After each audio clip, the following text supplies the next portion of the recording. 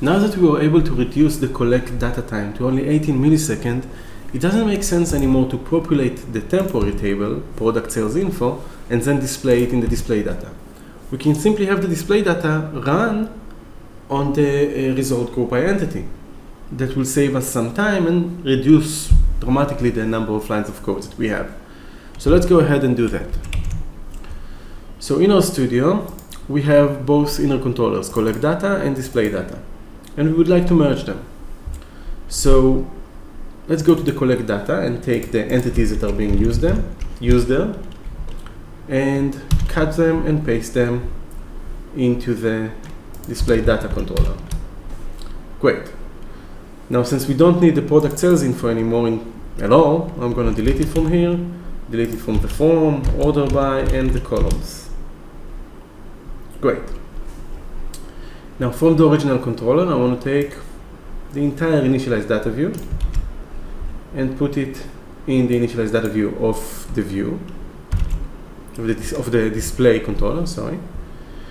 And then it shows me that I need to take some quantity and some amount with me as well. So let's go and take them as well. Some quantity, some amount. I'll put them over here. And it tells me that I no longer have any use for product sales info. So I'm going to remove it. Remove it, and it. Perfect. And now I no longer need the collect data controller because we moved everything from it to the display data controller. So when we're calling the code in our handler, we'll call the display data controller. Great. So all the code here looks great. Now I want to have the some quantity and some amount on the screen, so I'm going to make them public. And when I build it, immediately I get these errors from the designer. And if I double click on them, we'll go to the code behind the designer and it will tell us that we are displaying the product sales info product ID, which we don't have anymore. We need to have the order detail product ID. Now, because the order detail class is not public, we don't see it here. So I'm going to go back here and make it public or internal.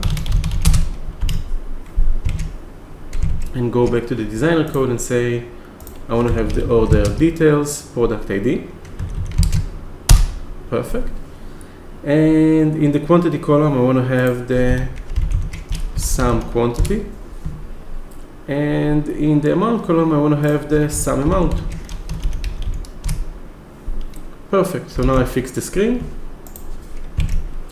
And when we'll run this code, it will simply run.